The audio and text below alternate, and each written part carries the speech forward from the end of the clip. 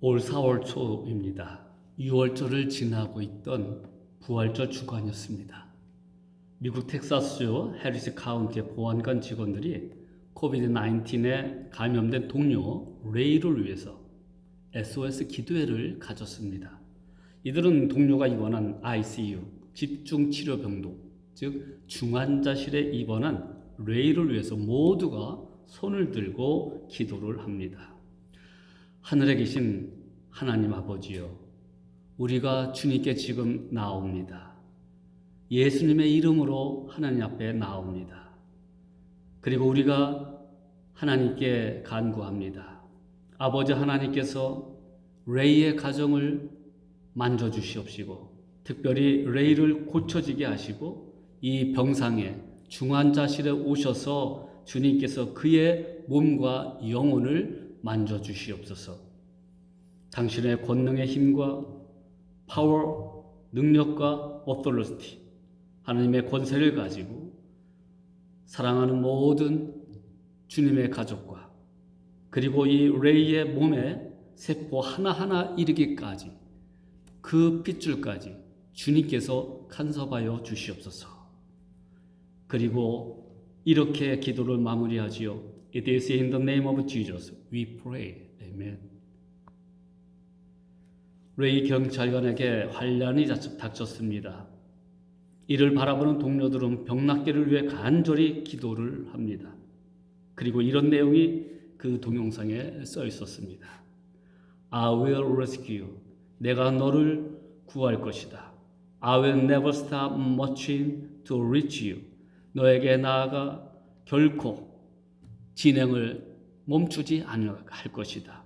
I will hear your prayer. 내가 너의 기도를 반드시 들을 것이다. 여러분, 환난은 우리를 막지 못합니다. 그러나 우리는 환난에서 우리를 건져달라고 예수의 이름으로 담대하게 기도할 수가 있습니다. 하나님 우리의 기도를 들어주시고 하나님의 가장 선한 방법으로 우리에게 역사하실 것입니다. 교만의 바벨탑을 쌓았던 인간, 하나님을 시험하며 불순종한 유대 백성들, 이번 코로나 바이러스 19는 이런 인간의 교만과 불순종을 꺾으시고자 징계하시는 환난이라고 저는 생각을 합니다. 하나님의 백성으로서 성숙한 크리스천으로 거듭날 수 있는 기회를 우리에게 주시고자 이 환난을 허락하시지 않았는가? 또한 이렇게도 한번 생각을 해봅니다. 자, 그래서 첫 번째는 환난을 우리가 어떻게 볼 것인가 좀 살펴보도록 합니다. 환난에는 범위로 보면 개인적인 환난이 있고 국가적인 환난이 있고 전 세계적인 환난이 있습니다. 시간적으로 보면 역사 가운데 숱한 환난의 모습이 있었습니다. 마지막 때 예수님의 재림이 이루어질 그 미래적 종말이 올 것입니다. 따진다면 코로나 전염병은 개인적일 뿐만 아니라 전 세계적인 환난입니다. 그리고 종말의 한 부분임을 우리는 알아야 합니다. 여러분, 환난이란 그 사전적 의미를 보면 근심과 재난을 통틀어 이루는 말입니다. 전염병과 같은 재난이 와서 근심하게 되고 불안하게 되고 두려워하게 되는 것을 우리는 환난이라고 이야기합니다.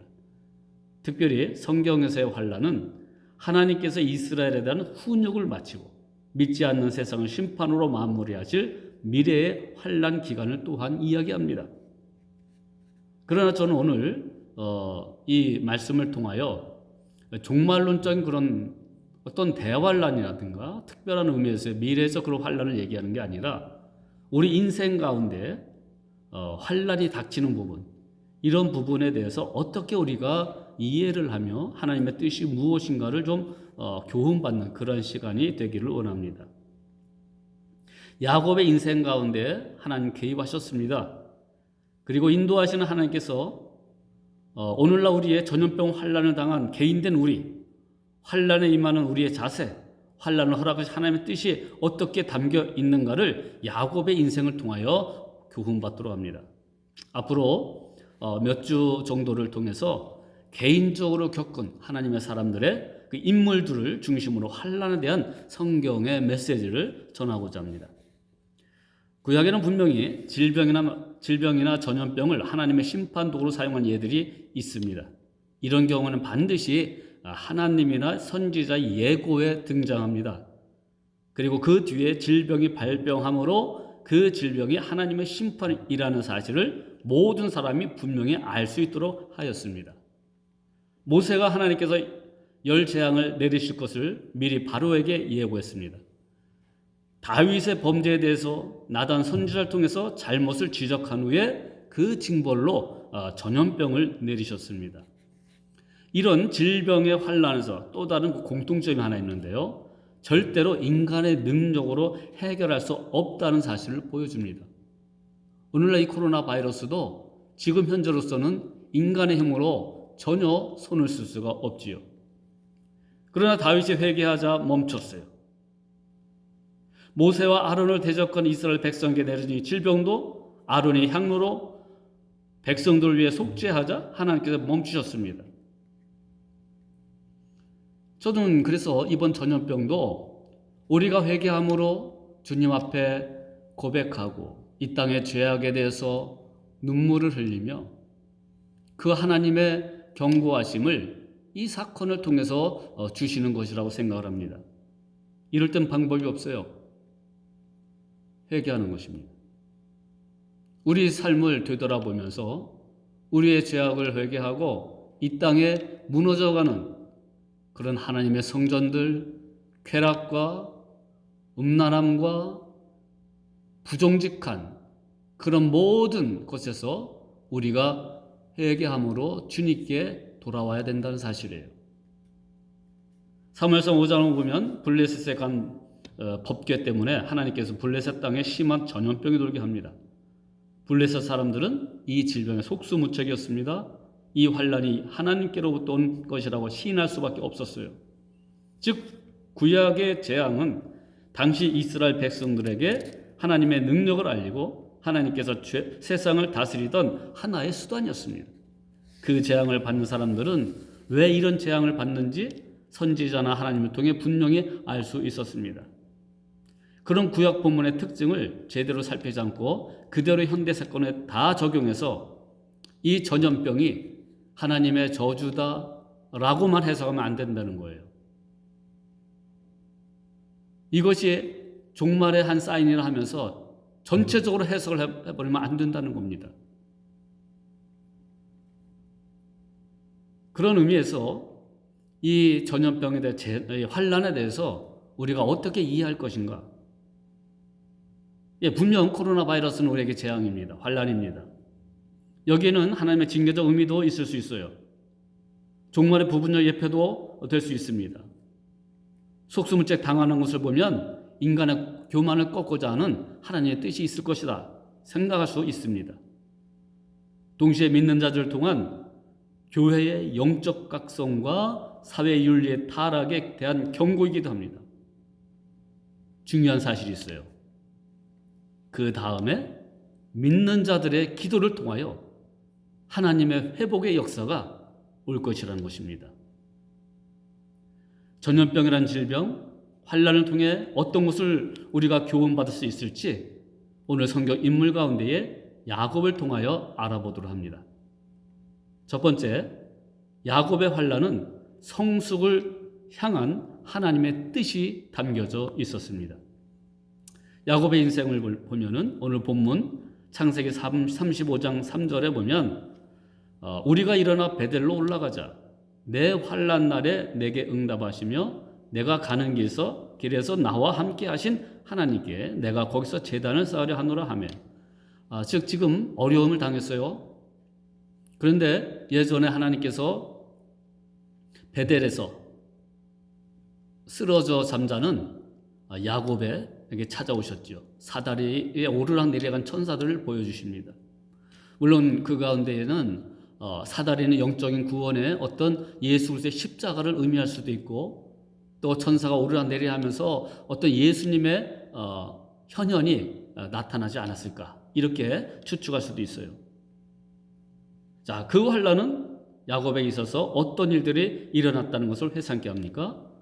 오늘 말씀 1절에 보니까 하나님이 야곱에게 이르시되 일어나 베델로 올라가서 거기 거주하며 내가 내 형 에서의 낯을 피하여 도망하던 때에 내게 나타났던 하나님께 거기서 제단을 쌓으라 하신지라. 자, 형 에서를 피해서 도망갔습니다. 광야로 들어갔습니다.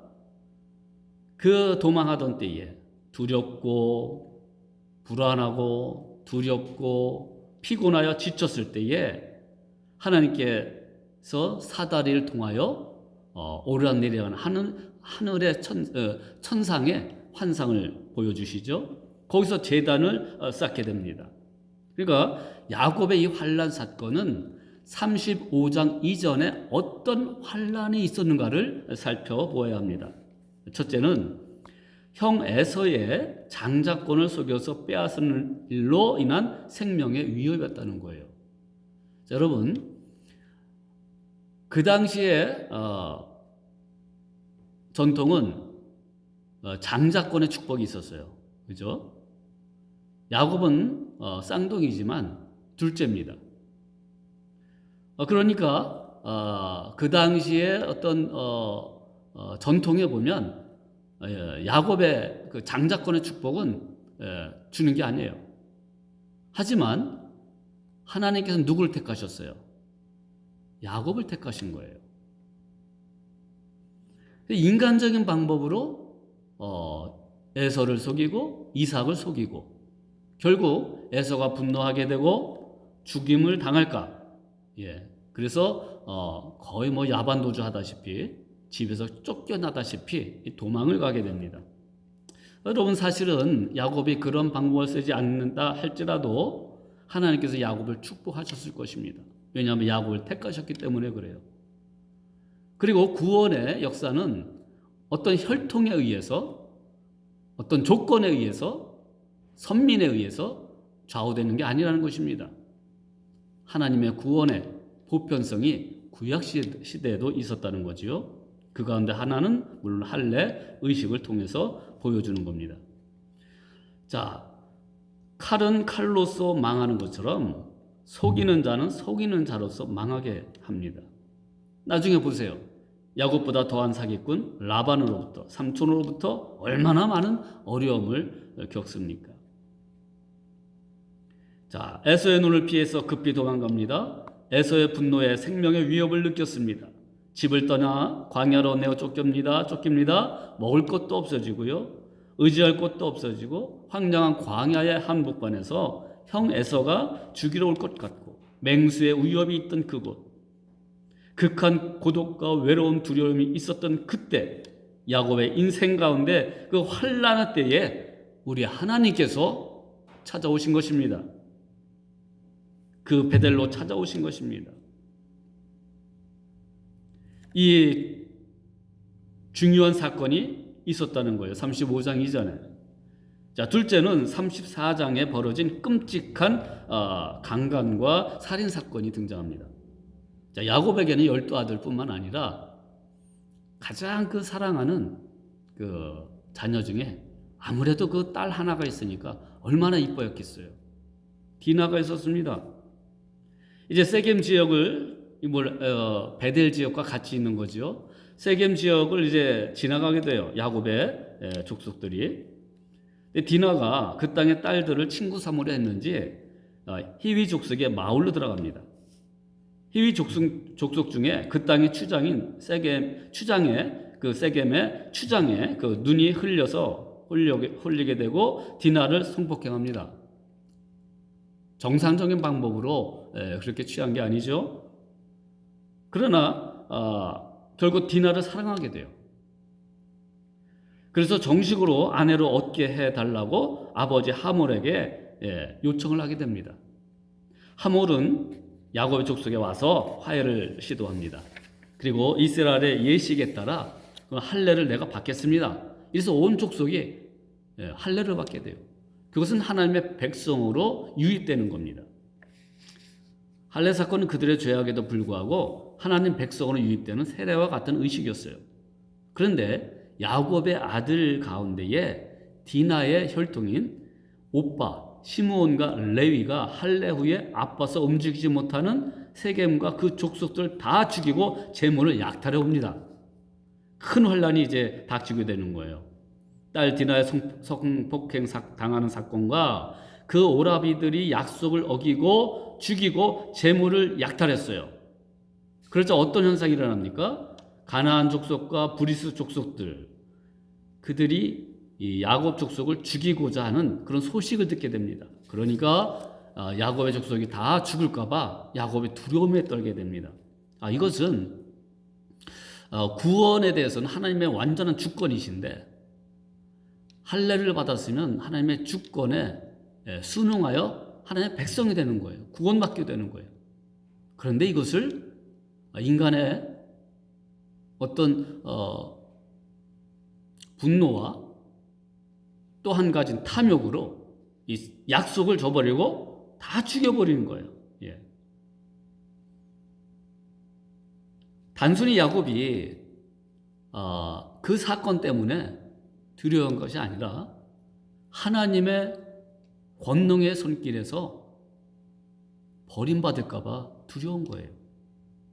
구원은 오로지 믿음으로만 얻을 수 있는 그 하나님의 주권 사역입니다. 오직 의인은 믿음으로 말미암아 살리라. 할례를 받았다는 것은 하나님의 백성으로 유익됨을 보여주는데, 이들을 죽인 아들들의 행태로 인하여 온 가족이 몰살당할까 두려워한 거예요. 하나님의 주권을 건드렸기 때문입니다. 그러니까 바리새인들이 그렇게 예수님으로부터 책망을 받는 게 바로 이런 이유예요. 하나님은 자비로운 분이시지만 하나님의 주권에 대해서 도전하면 심판하시는 분입니다. 그래서 하나님께서는 뭐라고 말씀하셔요? 야곱아, 베델로 다시 올라와라, 그 말이에요. 에서를 피해 도망해서 제단을 쌓는 곳이 베델입니다. 베델의 뜻은 하나님의 집, 하나님의 전이라는 뜻이에요. 그리스도의 권위, 곧 그리스도가 집을 다스린다는 것을 의미합니다. 세겜은 베델로 올라가서 거기에 거하며 바로 그 지역이에요. 거기서 단을 쌓으라는 것입니다. 즉 환난 날에 베델로 다시 올라오라는 것입니다. 하나님의 전에 안식을 취하라는 것입니다. 거기서 보호받으라는 것입니다. 오늘 전염병이라는 환난에 우리는 어떤 자세로 살아야 합니까? 하나님의 말씀 안에, 하나님의 품 안에, 하나님의 약속 안에 우리가 돌아와야 됩니다. 그리고 믿음으로 주님께 간구하며 무릎을 꿇어야 합니다. 부엘사바에서 하란으로 향하여 갈 때 꿈에 본 그 사닥다리가 땅 위에 섰는데 그 꼭대기가 하늘에 닿았고 또 본즉 하나님의 사자들이 그 위에서 오르락 내리락 하고, 창세기 28장 10절 11절 그리고 15절에는 뭐라고 말씀합니까? 약속이 나와요. 내가 너와 함께 있어 내가 어디로 가든지 너를 지키며 너를 이끌어 이 땅으로 돌아오게 할지라. 내가 내게 허락한 것을 다 이루기까지 너를 떠나지 아니하리라 하신지라.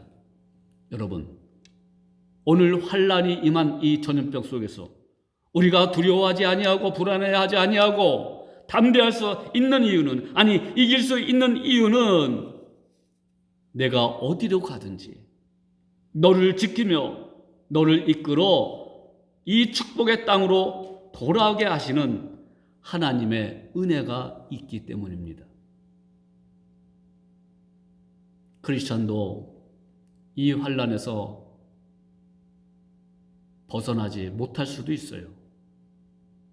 그러나 믿지 않는 자와 차이가 있습니다. 하나님이 우리와 함께 하시기 때문에 우리는 이 재앙과 같은 환난 속에서도 소망 속에, 담대함 속에 주님을 찬양할 수 있는 것입니다. 또 하나의 환난의 때가 있었어요. 나중에 라반의 집에서도 라반과 그의 식솔들이 야곱을 질시합니다. 죽이려고 합니다.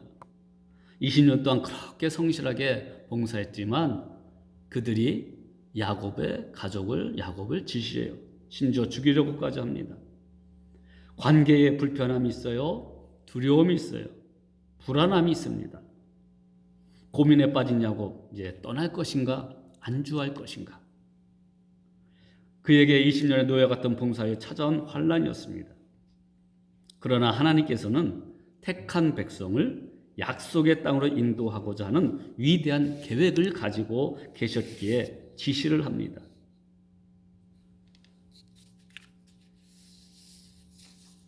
창세기 31장 3절에 보니까 여호와께서 야곱에게 이르시되 내 조상의 땅 내 족속에게로 돌아가라. 내가 너와 함께 있으리라 하신지라. 예.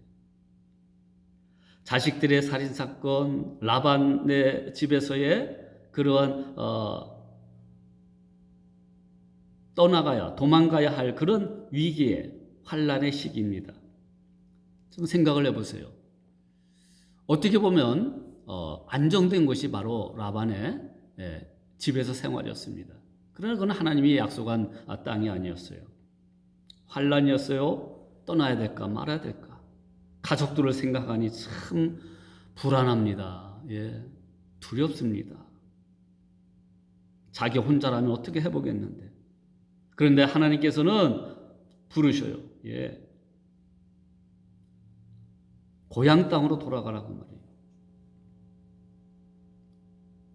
그 하나의 의미가 바로 베델로 올라가라는 것입니다. 하나님의 전에 안식을 얻을 수 있다는 것입니다. 믿음과 인격을 성장케 하시고 성숙케 하시는 하나님이 함께 하심으로 그 환난 가운데서도 희망과 소망의 빛을 발견하게 됩니다. 안전을 보장받습니다. 희망이 생기게 됩니다. 승리할 것이라는 그런 확신이 들게 됩니다. 사실 야곱의 성격과 삶은 어땠습니까? 그는 태어날 때부터 이름 자체가 벌써 뜻이 뭐예요? 뒤꿈치를 잡다, 빼앗다, 약탈자, 속임수로 사는 자. 이런 것을 아예 태어날 때부터 가지고 있었다는 거예요. 교활하여서 탐욕이 많습니다. 극히 이기적입니다. 아마 오늘날 따진다면 신앙생활은 열심히 할 거예요. 그러나 세상의 온갖 방법으로 성공하고자 아마 사람들에게도 많은 지탄을 받을 수 있는 그런 성격입니다. 물론 한 면에는 근면하고 성실해요. 끈기도 대단한 인물로 성취욕의 강한 성격의 소유자임을 우리는 알 수가 있어요. 그러나 하나님 보시기에 참 언약의 백성으로서 믿음의 조상 가운데 한 사람으로서 너무 안 됐어요. 자격이 갖춰지질 않아요. 어린아이처럼 욕망으로 가득 차기도 하고 욕심으로 가득 찬 인간적인 방법으로 성공하려고 하는 그런 모습을 보게 된 거죠. 그러니까 하나님께서는 그 많은 환난을 허락하시면서 그를 성숙한 하나님의 자녀로 거듭나게 하십니다. 그 사실을 우리는 창세기 47장의 8절부터 10절을 통해서 알 수가 있어요. 요셉이 이제 죽은 줄 알고 요셉의 그 애굽의 총리가 되었을 때 이제 야곱이 오게 되지요. 베냐민마저 죽을까봐. 그리고 바로 왕 앞에 나가서 바로 왕을 이제 자신이 이제 요셉을 알게 되고 다 그런 모습을 알게 되면서 바로 왕 앞에 나아갑니다. 그런데 그 당시에 좀 오래 살았어요. 130살 정도 됐는데 바로 왕이 묻습니다. 내 나이가 얼마냐? 왜냐하면 너무 늙어 보였다는 거죠. 고생하고 고통스러운 그러한 모습이 고스란히 얼굴에 남아 있었던 거지요.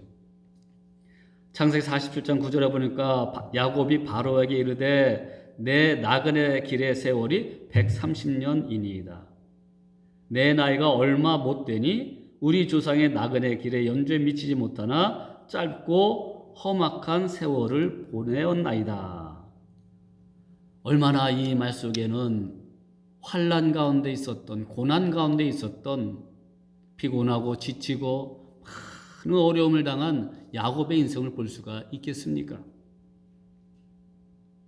그런데 그런 모든 사건 속에서 야곱은 이스라엘로 되는 정말 하나님의 축복된 자로서 정말 인격과 그의 마인드와 그의 영혼의 또 신앙의 모습이 아주 성숙되어 있다는 거예요. 아마 화를 자주 내던 사람이 화를 안 내고 온유해졌다든가, 거짓으로 살았던 자가 정직해졌다든가, 그리고 꾀가 많고 인간적인 생각으로 품었던 자가 하나님의 방법으로 사는 인생을 터득하게 된 것입니다. 창세기 47장 10절 이어서 나오지요. 야곱이 바로에게 축복하고 그 앞에서 나오니라. 야곱이 이방왕 바로에게 축복할 사람이 아니에요. 그런데 그는 하나님의 자비로우심을 삶을 통해서, 환난을 통해서 깨닫고 배우게 된 사람이에요. 그래서 바로왕을 축복합니다. 많은 환난 속에 하나님의 도우심으로 그는 겸손한 사람이 되었습니다. 성숙한 사람이 된 것입니다. 이번 전염병에 대해서 어느 한쪽으로만 이것 때문에 일어났다, 우리는 다 알 수 없어요. 그러나 이 전염병을 통하여 세상 사람들에게 하나님 앞에 겸손하게 돌아올 수 있는 그런 회개하는 백성들, 또 믿는 자들이 성숙시키고자 하는 하나님의 뜻이 담겨져 있다, 저는 그렇게 봅니다. 믿음을 성숙시키게 합니다. 성장케 합니다. 우리의 연약한 모습, 부족한 모습들을 주님께서 이 일을 통하여 성숙케 하시는 겸손한 백성으로 거듭나게 하시는 하나님의 사인이 있다고 생각됩니다. 그러므로 오늘 환난에 임하는 우리의 자세, 주님께 도우심을 구함 뿐만 아니라 우리의 지나온 삶을 반성과 회개하면서 이 땅에 많은 죄악 가운데 있었던 백성들의 교만함과 쾌락적 삶에 대해서 회개하면서 주님께 돌아오기를, 그리하여 그리스도를 본받는 성숙한 하나님의 백성들이 되기를 주님의 이름으로 축원합니다. 기도합니다. 하나님 아버지, 오늘 재앙과 환난에 임한 우리의 현실 속에서 야곱의 인생을 보며 우리를 향한 하나님의 뜻이 무엇인지를 깨닫게 됩니다. 우리의 신앙을 성숙케 하시고 예수 그리스도를 닮아갈 수 있도록 이 어려움을 허락하신 줄 믿습니다. 더불어서 이 세상에 대해서 하나님의 백성들이, 또한 세상의 백성들이 주 앞에 돌아와서 겸손하게 무릎 꿇고 하나님의 말씀에 순종할 수 있는 그러한 사람들이 되기를 원하시는 주님의 뜻이 담긴 줄 압니다. 그러므로 우리가 주님 앞에 회개하며, 또한 죄악에 대한 안타까운 눈물로 회개하며, 하나님께서 반드시 이 환난에서 건져주시고 안전케 하시고 보호하시는 우리 하나님이심을 믿게 하시고 함께 하시는 하나님의 약속에 따라 승리하며 재앙을 극복해 나갈 수 있는, 환난을 이겨나가게 하는 우리 사랑하는 주님의 백성들이 되게 하여 주시옵소서. 이제는 우리의 영원한 생명 되신 예수 그리스도의 은혜와 하나님 아버지의 그 지극하신 사랑과 성령님의 교통하심과 위로하심과 함께 하심이 오늘 환난 가운데 재앙 가운데 있는 사랑하는 주님의 백성들 머리 위에, 심령 위에, 저들의 가정과 생업 위에 이제로부터 영원토록 함께 하시기를 간절히 축원하옵나이다. 아멘.